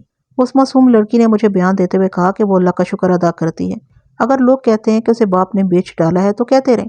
نسرین کے یہ الفاظ مجھے آج بھی اتنی مدت کے بعد تک یاد ہے۔ اگر میں نے کوئی گناہ کیا ہے یا بھولے بھٹکے کوئی گناہ ہو گیا ہے تو اس شادی کو اس گناہ کی سزا سمجھ کر قبول کرتی ہوں۔ اگر یہ میری نیکی ہے کہ ایک پاگل اور پیار کے پیاسے خامند کو پیار اور سکون دے رہی ہوں تو اسے میں اپنی کسی نیکی کا اجر سمجھتی ہوں۔ اگر یہی نیکی ہے تو اللہ مجھے اور اجر دے گا۔ نسرین روزے نماز کی پابند تھی۔ مقتول کی ماں اچھی طرح سمجھ گئی تھی کہ اس عورت کی فطرت میں فتنہ فساد بھرا ہوا ہے، لیکن نسرین صرف اس لیے اس کی ہر بات مانتی اور اس کی خدمت کرتی کہ اس کا اپنا ٹھکانہ بنا رہے۔ وہ یہ دیکھ رہی تھی کہ مقتول کی بیوی کے ساتھ اس عورت کا رویہ کیسا ہے۔ نسرین اس انتہائی برے رویے سے ڈرتی ساس کو خوش رکھتی تھی۔ نسرین شاید 4-5 جماعتیں ہی پڑھی تھی، لیکن کچھ ایسی باتیں بھی سمجھ لیتی تھی جو بعض تعلیم یافتہ لوگ بھی نہیں سمجھتے یا سمجھنا ہی نہیں چاہتے۔ وہ جان گئی تھی کہ رحیم پیار کا پیاسا ہے۔ اتنی چھوٹی عمر میں ماں کی ممتا سے محروم ہوا اور سوتیلی ماں کی بے رخی اور پھر برے سلوک کا شکار ہو گیا، اور اس کی ذہنی خرابی کی وجہ یہ تھی۔ نسرین رحیم کے لیے سراپائے پیار بن گئی تھی۔ وہ ہر نماز کے بعد رحیم کی ذہنی صحت یابی کی دعا مانگتی تھی اور رات کو کچھ وظائف پڑھ کر رحیم کے جسم پر پھونکے مارتی تھی۔ میں چونکہ نسرین کے ساتھ شفقت سے پیش آ رہا تھا، اس لیے اس نے ایسی باتیں بھی سنا ڈالی جن کا تفتیش کے ساتھ کوئی تعلق نہیں تھا۔ میں نے اسے روکا ٹوکا نہیں۔ مجھے توقع تھی کہ راز کی کوئی نہ کوئی بات اسی روانی میں اس کے منہ سے نکل جائے گی۔ میں اسے ایسے طریقے سے ایسا اپنی بات پر لے آیا کہ اسے محسوس ہی نہ ہو سکا کہ میں اس کے ذہن پر قابض ہو گیا ہوں۔ اس روانی میں اس نے بتایا کہ رحیم رات کو دوسرے کمرے میں سویا کرتا تھا۔ یہ نسرین کی دانش مندی تھی کہ اس نے رحیم پر کبھی جبر نہیں کیا تھا کہ دونوں ایک ہی کمرے میں سوئیں۔ ہر 8-10 روز بعد نسرین پیار محبت کے ذریعے رحیم کو رات اپنے پاس سنانے میں کامیاب ہو جاتی تھی، لیکن رحیم میاں بیوی کے تعلقات سے بیگانہ تھا۔ میں نے نسرین کو یاد دلایا کہ 2 مرتبہ مقتول اس کے کمرے میں گیا تھا اور اچانک رحیم آ گیا تھا۔ نسرین نے اس کی تصدیق کر دی۔ مقتول رحیم کو دیکھ کر کمرے سے نکل گیا تو رحیم نے کہا تھا کہ یہ پھر یہاں آیا تو میں اس کا گلا دبا دوں گا۔ اسی روانی میں بڑی معصومیت اور بھول پن کے ساتھ نسرین نے قتل کی رات کا وقوع سنا دیا۔ وہ اس طرح کہ نسرین گہری نیند سوئی ہوئی تھی۔ اس رات رحیم ساتھ والے کمرے میں سویا تھا۔ نسرین نے صحیح وقت نہ بتایا، اسے وہ آدھی رات کہتی تھی۔ ہوا یوں کہ اس کی آنکھ کھل گئی۔ آنکھ ویسے ہی نہیں کھلی تھی بلکہ کسی نے اسے آہستہ سے ہلا کر جگایا تھا۔ اس نے دیکھا کہ پلنگ پر کوئی بیٹھا ہے۔ وہ اسے رحیم سمجھ کر بڑی تیزی سے اٹھ بیٹھی، لیکن وہ رحیم نہیں بلکہ مقتول تھا۔ نسرین اچھل کر پلنگ سے اٹھی اور فرش پر کھڑی ہو گئی۔ مقتول نے اٹھ کر اسے اپنے بازوؤں میں لینا چاہا اور ساتھ منت سماجت بھی کی کہ وہ شور نہ کرے۔ نسرین نے بلند آواز سے کہا کہ تم یہاں کیا لینے آئے ہو؟ فوراً نکل جاؤ۔ مقتول کو شاید پہلے ہی پتہ چل گیا تھا کہ آج رات رحیم دوسرے کمرے میں سویا ہے۔ نسرین نے مجھے بتایا کہ مقتول کو یقیناً معلوم تھا کہ رحیم رات نیند کی گولی کھا کر سوتا ہے اور اسے کوئی ہوش نہیں رہتی۔ اس وقت مقتول نسرین کے لیے بھوکا بھیڑیا بنا ہوا تھا۔ یہ اس کی دلیری اور جرأت کی انتہا تھی۔ نسرین نے یہ واقعہ سناتے ہوئے کہا کہ وہ اگر دوڑتی نیچے جاتی اور مقتول کی ماں کو جگا کر بتاتی کہ مقتول نے اس پر دست درازی کی ہے تو ماں مقتول ہی کی طرفداری کر کے اسے بے گناہ ثابت کر دیتی ہے، پھر نسرین کے لیے کوئی مصیبت کھڑی ہو جاتی۔ لیکن نسرین ایک شیطان کے آگے ہتھیار ڈالنے والی لڑکی نہیں تھی۔ مقتول نسرین پر لپک لپک پڑتا تھا اور نسرین اس سے بچنے کی کوشش میں کبھی ادھر کبھی ادھر ہوتی، اور اس دوران اس نے لائٹ آن کر دی، پھر دونوں کمروں کے درمیان والے دروازے تک جا پہنچی۔ دروازہ کھلا تھا۔ مقتول نے اسے پکڑنا چاہا تو نسرین ایک کوڑ سے لگی تو یہ کوڑ پیچھے دیوار سے لگا اور اچھا خاصا دھماکہ ہوا۔ اسے رحیم کی آنکھ کھل گئی۔ نسرین بڑی تیزی سے اس تک پہنچی اور اسے جھنجھوڑا۔ او بغیرت! نسرین نے روتے اور چلاتے ہوئے رحیم سے کہا، میں تیری عزت ہوں، اٹھ کر دیکھ۔ رحیم تیزی سے یہ پوچھتا ہوا اٹھا، کیا ہوا ہے؟ نسرین نے مقتول کا نام لے کر کہا کہ وہ مردود میرے پلنگ پر چڑھایا تھا۔ اس اثناء میں مقتول وہاں سے کھسکا۔ رحیم نے شاید اسے دیکھ لیا تھا۔ رحیم نسرین کو ایک طرف کر کے نسرین والے کمرے میں گیا۔ نسرین رحیم کے پلنگ پر بیٹھ کر اور منہ دونوں ہاتھوں سے چھپا کر ذرا اونچی آواز میں رونے لگی۔ اس گھر میں تو اس کی عزت بھی محفوظ نہیں تھی۔ اس نے مجھے بتایا کہ اچانک اسے خیال آیا کہ رحیم کہاں ہے، کہیں مقتول کے ساتھ اس کی لڑائی نہ ہو گئی ہو۔ وہ بدا کر اٹھی اور دوسرے کمرے میں گئی۔ رحیم وہاں نہیں۔ نسرین باہر نکلی اور سیڑھیوں کی طرف گئی تو اسے رحیم اوپر آتا دکھائی دیا۔ وہ سیڑھیاں چڑھتا آ رہا تھا۔ نسرین نے اس سے پوچھا کہ کہاں گئے تھے؟ رحیم نے کوئی جواب نہ دیا اور نسرین کا بازو پکڑ کر کہا کہ اندر چل، اور اندر لے جا کر نسرین کو اپنے ساتھ لٹا لیا۔ نسرین مجھے یہ وقوع سناتے سناتے اچانک چپ ہو گئی۔ اس کے چہرے پر پریشانی کا تاثر آ گیا، جیسے اسے اچانک کوئی بات یاد آ گئی ہو، اور یہ بات بڑی ہی خوفناک ہو۔ بھائی جان، نسرین نے مجھے کہا، آپ یہ شک تو نہیں کریں گے نا کہ قتل رحیم نے کیا ہے؟ وہ تو ویسے ہی نیچے چلا گیا اور واپس آ گیا تھا۔ میں نے انجان اور اناڑی بنتے ہوئے سے تسلی دی کہ میں ایسا شک نہیں کروں گا۔ اسے شک نہ ہونے دیا کہ مجھے ممے کا حل مل گیا ہے۔ قاتل رحیم تھا اور اس نے مقتول کا گلا دبایا تھا۔ میرے پاس کوئی ثبوت نہ تھا سوائے اس کے کہ رحیم کو جس پر غصہ آتا تھا اس کا وہ گلا دبانے کی بات کرتا تھا، لیکن رحیم کو گرفتار کرنے کے لیے اتنی سی بات کافی نہیں تھی، بلکہ یہ کوئی شہادت نہیں تھی۔ نسرین کہہ سکتی تھی کہ اس نے ایسا کوئی واقعہ سنایا ہی نہیں، نہ کوئی ایسی بات کی ہے۔ اب دیکھیے خدا تعالیٰ کس طرح میری مدد کرتا ہے۔ میں نسرین سے کچھ اور باتیں پوچھ رہا تھا اور اب وہ خود ہی محتاط ہو کر جواب دیتی تھی۔ اتنے میں میرے دفتر کا بند دروازہ بڑی ہی زور سے کھلا، دونوں کواڑ دیواروں سے لگے۔ میں نے غصے سے چونک کر ادھر دیکھا تو دروازے میں رحیم کھڑا تھا، اس کا باپ اسے پیچھے گھسیٹنے کی کوشش کر رہا تھا۔ میرا غصہ وہیں ختم ہو گیا۔ میں نے رحیم کے باپ سے کہا کہ اسے اندر آنے دے چودھری۔ رحیم مجھے غصے سے گھورتا ہوا تیزی سے اندر آیا اور نسرین کے پاس کھڑا ہو گیا۔ اس نے پوچھا کہ تم یہاں کیوں آئی ہو؟ نسرین اٹھ کھڑی ہوئی اور جواب دیا کہ تھانے دار صاحب نے بلایا تھا۔ تم ہو تھانے دار؟ رحیم نے ہاتھ میری طرف غصے سے بڑھا کر کہا، اسے تم نے بلایا؟ میں تمہارا گلا دبا دوں گا۔ اس نے نسرین کو اپنے بازو میں لیا اور کہا کہ آؤ چلیں۔ میں نے غصے کا ذرا سا بھی اظہار نہ کیا۔ رحیم کا باپ بھی اندر آ گیا تھا اور وہ رحیم کو بازو سے پکڑ کر باہر گھسیٹ رہا تھا۔ میں نے اسے منع کیا لیکن وہ باز نہ آیا اور اس نے رحیم سے کہا کہ تھانے دار صاحب قتل کی تفتیش کر رہے ہیں اور انہوں نے نسرین کو اسی سلسلے میں بلایا ہے، اسے ابھی ساتھ نہ لے جاؤ۔ مجھے چودھری پر غصہ آیا کہ وہ رحیم کو غصہ دلا رہا ہے اور میں جو اسے پوچھنا چاہتا ہوں وہ نہیں پوچھ سکوں گا، لیکن اس کا نہایت اچھا اثر ہوا۔ رحیم پاگلوں کے انداز سے بڑی زور سے کرسی پر بیٹھ گیا اور بولا، پوچھو، مجھ سے پوچھو۔ میں نے چودھری اور نسرین کو باہر بھیج دیا اور دروازہ بند کر دیا۔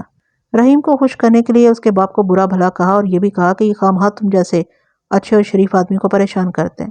تم اپنی کرسی پر بیٹھو۔ رحیم نے میری کرسی کی طرف اشارہ کر کے کہا، اور پوچھو، کیا پوچھتے ہو؟ تم یہ پوچھتے ہو کہ اس حرام زادے کا گلا کس نے دبایا؟ وہ میں نے دبایا تھا۔ آپ پوچھو، چپ کیوں بیٹھ گئے ہو؟ شاباش، میں نے کہا، تم نے بہت اچھا کام کیا۔ اب یہ بتاؤ تم نے اس کا گلا کیوں اور کس طرح دبایا تھا؟ یہ نسرین ہے نا؟ رحیم نے کہا، یہ بڑی اچھی لڑکی ہے، میرے ساتھ رہتی ہے، میں اس کو کہیں نہیں جانے دوں گا، بہت پیار کرتی ہے۔ اس خبیث آدمی نے اس کو تنگ کیا تھا، وہ نیچے چلا گیا تو میں نے جا کر اس کا گلا دبا دیا، وہ گر پڑا اور میں اوپر آ گیا۔ یہ تو بہت ہی مختصر باتیں ہیں جو میں نے لکھی ہیں۔ اس کے ساتھ کچھ لمبی گفتگو ہوئی تھی، وہ پاگلوں کی طرح جواب دیتا رہا اور کبھی کہا لگا کر ہنستا بھی تھا۔ میں نے اسے باقاعدہ حراست میں لے لیا۔ اب میرے سامنے دو مسئلے تھے، ایک یہ کہ اس ذہنی معذور ملزم سے اقبالی بیان کس طرح لوں اور دوسرا یہ کہ شہادت اور ثبوت کس طرح فراہم کروں۔ نہایت ہی اہم گواہ نسرین تھی جو صاف انکار کر سکتی تھی کہ مقتول اس کے کمرے میں گیا ہی نہیں تھا۔ بہرحال یہ بڑی لمبی بات ہے جو آپ کے لیے ذرا سی بھی دلچسپ نہیں ہوگی۔ یہ میرا کام تھا اور اس کے لیے میں نے اپنے انگریز ڈی ایس پی سے رہنمائی مانگی تھی۔ اگلے ہی روز رحیم کا باپ ایک ہندو وکیل کو ساتھ لیے تھانے میں آ گیا۔ اس وکیل کو وہ ضلع کے مرکزی شہر سے لایا تھا جہاں سیشن کورٹ تھی۔ اس وکیل نے کہا کہ وہ ملزم کا ڈاکٹری معائنہ کرانا چاہتا ہے، معلوم ہوا ہے کہ ملزم ذہنی طور پر معذور ہے وغیرہ وغیرہ۔ میں اس وکیل کو جانتا تھا، وہ بڑا ہی قابل اور تجربہ کار وکیل تھا۔ یہ ملزم کا حق تھا جو یہ وکیل مانگ رہا تھا۔ رحیم کے ڈاکٹری معائنے کا انتظام کیا گیا۔ میں اب آپ کو سیدھا سیشن کورٹ میں لے جاتا ہوں جہاں رحیم کے خلاف دفعہ 302 قتل کا کیس چلا تھا۔ صفائی کے اس ہندو وکیل نے پہلے روز ہی یہ موقف اختیار کر لیا کہ ملزم ذہنی طور پر معذور ہے اور یہ اپنے اعمال و حرکات کا ذمہ دار قرار نہیں دیا جا سکتا۔ اس نے بڑی لمبی چوڑی اور عالمانہ بحث کی اور قانون کے حوالے دی۔ یہ بھی بتایا کہ ملزم دلی کے دو مشہور اور تجربہ کار ذہنی امراض کے ڈاکٹروں کے زیر علاج ہے اور ان دونوں ڈاکٹروں کو کورٹ میں پیش کیا جائے۔ کورٹ میں رحیم کا رویہ، اس کی حرکات، اس کے قہقہے اور پھر اس کے آنسو صاحب بتا رہے تھے کہ یہ شخص دماغی طور پر صحیح نہیں، لیکن ایسی حرکات تو ہوش مند ملزم ہی کر سکتے ہیں۔ جج صرف پاگلانہ حرکات سے متاثر نہیں ہوا کرتے۔ رحیم کے باپ نے بیٹے کو بچانے کے لیے خزانے کے منہ کھول دیے تھے۔ اگلی پیشی پر وہ دونوں ڈاکٹروں کو دلی سے اپنے خرچے پر لے آیا۔ ذہنی امراض کے اینگلو انڈین اسپیشلسٹ کو سرکاری حیثیت بھی حاصل تھی۔ اس نے کورٹ میں آ کر ایسا تجزیہ پیش کیا کہ جج متاثر ہو گیا۔ دوسرے ڈاکٹر نے بھی اس کی تائید میں اپنا تجزیہ پیش کیا۔ سیشن جج نے سرکاری طور پر مقرر کیے ہوئے ذہنی امراض کے 2 اسپیشلسٹ ڈاکٹر طلب کیے اور ملزم کا معائنہ ان کے سپرد کر دیا۔ اگلی پیشی پر ان دونوں ڈاکٹروں نے رحیم کو پاگل قرار دے دیا۔ سیشن جج نے قانون کے ضروری تقاضے پورے کیے اور چودھری نے گواہ بھی پیش کر دیے اور آخر میں سیشن جج نے یہ فیصلہ دے دیا کہ ملزم دماغی طور پر معذور ہے اور اسے پاگل خانے میں بھیج دیا جائے۔ میں نے اس کہانی سے یہ حصہ حذف کر دیا ہے کہ قانونی تقاضے کیا کہتے اور وہ کس طرح پورے کیے گئے اور مقدمے کی سماعت کس طرح ہوئی۔ یہ تفصیل بہت لمبی ہے۔ رحیم کو لاہور کے پاگل خانے میں بھیج دیا گیا اور میرا کیس ختم ہو گیا۔ میری کامیابی یہ تھی کہ میں نے قاتل کو پکڑ لیا تھا۔ 14-15 سال کے بعد جب اس برِ صغیر میں ایک خونی انقلاب آ کر گزر گیا تھا اور پاکستان کے نام کا ایک نیا ملک وجود میں آ کر 11-12 سال پرانا ہو چکا تھا اور قتل کا یہ کیس میرے ذہن سے صاف ہو گیا تھا، راولپنڈی کی مال روڈ پر مجھے خوش پوش اور خوش وضع آدمی اور یہ کیس راولپنڈی کی مال روڈ پر مجھے ایک خوش پوش اور خوش وضع آدمی ملا اور یہ کیس یاد دلایا۔ مجھے کچھ بھی یاد نہ آیا۔ میرا نام رحیم ہے، اس نے کہا۔ پھر بھی مجھے کچھ یاد نہ آیا۔ یہاں میں اپنا فرضی نام استعمال کر رہا ہوں کیونکہ اسے میں اخلاقی پابندی سمجھتا ہوں۔ رحیم کا اصل نام کچھ اور تھا۔ فلاٹی ہوٹل میں بیٹھ کر رحیم نے جب اس کیس کی تفصیلات بیان کی، یہ بتایا کہ وہ وہی پاگل ملزم ہے جسے لاہور پاگل خانے میں بھیج دیا گیا تھا، تو مجھے یاد آ گیا۔ اور اب رحیم کو دیکھا تو حیرت سے میرا منہ کھل گیا اور آنکھیں ٹھہر گئی۔ میں نے اسے پوچھا کہ کیا وہ ذہنی خرابی کی ایکٹنگ کرتا رہا تھا؟ پاگل خانے میں گئے ہوئے ذہنی مریض کم ہی ٹھیک ہو کر باہر آیا کرتے۔ نہیں ملک صاحب، اس نے کہا، وہ ایکٹنگ نہیں تھی، میں وقتی ذہنی طور پر مریض ہو گیا تھا۔ میں واقعی ذہنی طور پر مریض ہو گیا تھا اور مجھے پاگل قرار دینے والوں نے غلط فیصلہ نہیں دیا تھا۔ میں آپ کو بتاتا ہوں کہ میں کس طرح شعور کی دنیا میں واپس آیا ہوں۔ ماہر نفسیات بتاتے ہیں کہ ذہن ایک بہت بڑی قوت ہے۔ ذہن انسان کو تباہی کی کھائیوں میں پھینک سکتا ہے اور ذہن ہی ان کھائیوں سے نکالنے کی طاقت رکھتا ہے۔ میں رحیم کی داستان متصراً سنا دیتا ہوں، پھر دیکھیں ذہن کیا کیا کرشمے دکھاتا ہے۔ 2.5-3 سال کی عمر میں رحیم ممتا سے محروم ہوا۔ وہ روتا تھا اور ماں کو یاد کرتا تھا۔ باپ نے دوسری شادی کر لی اور اس سوتیلی ماں نے رحیم پر جبر و تشدد شروع کر دیا۔ باپ کا رویہ بھی مشفقانہ نہ رہا۔ 11-12 سال کی عمر تک رحیم کو اچھی طرح یاد تھا کہ اس پر کیا کیا ظلم و ستم ہوئے۔ اس کے بعد اسے باتیں خواب کی طرح یاد تھیں۔ پھر جو اس کی عمر آگے بڑھتی گئی، اس کا رویہ کچھ اور ہی طرح ہوتا گیا۔ اس نے ان دنوں کو یاد کرتے ہوئے کہا کہ اسے کوئی احساس نہیں تھا کہ وہ کوئی غلط حرکت کر رہا ہے۔ مثلاً دانستہ 1-2 برتن توڑ کر وہ ہنسا کرتا تھا۔ اس طرح وہ ذہنی مریض ہوتا چلا گیا۔ اسے اتنا ہی یاد تھا کہ وہ اذیت سے محسوس کرتا تھا جس سے اس کے آنسو نکل آتے تھے، اور پھر خیالوں ہی خیالوں میں کوئی ایسی خوشگوار تصویر سامنے آ جاتی کہ وہ ہنسنا شروع کر دیتا تھا۔ اس کے بعد اسے کوئی بات یاد نہیں آ رہی تھی۔ بہت کوشش کر کے اس نے 1-2 باتیں مجھے سنائی، لیکن یہ بھی کہا کہ اسے وہ خواب سمجھتا ہے۔ اسے بالکل یاد نہیں تھا کہ نسرین کے ساتھ اس کی شادی ہوئی تھی۔ پھر اسے یاد آنے لگا کہ یہ لڑکی اس سے محبت اور پیار کرتی تھی۔ یہاں اسے کچھ باتیں یاد آنے لگی جس کا مطلب یہ ہے کہ اسے ممتا یا پیار واپس مل رہا تھا جو اسے نسرین دے رہی تھی۔ اس نے کہا کہ وہ کسی وقت تھوڑی سی دیر کے لیے بیدار ہو جاتا تھا، یا یوں کہہ لیں کہ وہ شعور میں آ جاتا تھا، لیکن پھر دنیا تاریک ہو جاتی تھی۔ وہ بیدار اس رات ہوا جس رات اس نے مقتول کو قتل کیا تھا۔ اس نے کہا کہ ایسا محسوس کیا جیسے کسی نے بڑی زور سے دھکا دے کر اسے اندھیرے سے اجالے میں پھینک دیا ہو۔ اس نے اپنا تجزیہ یوں سنایا کہ نسرین نے اسے جھنجھوڑ کر جگایا اور کہا کہ وہ بغیرت یہ تھا وہ جھٹکا جس نے اسے ذہنی طور پر بیدار کر دیا۔ یہ نسرین کے پیار کا اور اس کے اصرار کا کرشمہ تھا۔ اسے اچھی طرح یاد تھا کہ وہ مقتول کے پیچھے دوڑتا ہوا سیڑھیاں اترا۔ مقتول بھی آخری سیڑھی سے نیچے اتر ہی رہا تھا کہ رحیم نے پیچھے سے اس کی گردن دونوں ہاتھوں میں لے کر دبا لی اور اس وقت چھوڑی جب وہ مر چکا تھا۔ اسے مار کر رحیم اوپر گیا تو وہ پوری طرح ہوش و حواس میں آ چکا تھا۔ اسی کا نتیجہ تھا کہ اس نے پہلی بار نسرین کو اپنے ساتھ پلنگ پر لٹایا۔ میرے بلاوے پر نسرین رحیم کو سوتا چھوڑ کر چودھری کے ساتھ تھانے آ گئی تھی۔ رحیم نے سنایا کہ وہ جاگا اور دیکھا نسرین وہاں نہیں ہے۔ نیچے گیا تو سوتیلی ماں نے اسے بتایا کہ نسرین تھانے گئی ہے۔ رحیم بڑے غصے سے تھانے جا پہنچا اور میرے سامنے آن کھڑا ہوا۔ اس نے ہنستے ہوئے اعتراف کیا کہ جب وہ تھانے میرے ساتھ باتیں کر رہا تھا اس وقت اس کی ذہنی خرابی پھر بیدار ہو گئی تھی، لیکن وہ زیادہ تر ایکٹنگ کر رہا تھا۔ اسے کوئی افسوس نہیں تھا کہ اس نے مقتول کو قتل کر دیا۔ وہ پاگل خانے میں داخل کرا دیا گیا۔ وہاں اس نے پاگلوں کو دیکھا تو اسے افسوس سا آنے لگا کہ کیسے کیسے جوان آدمی اندر پڑے تباہ ہو رہے ہیں۔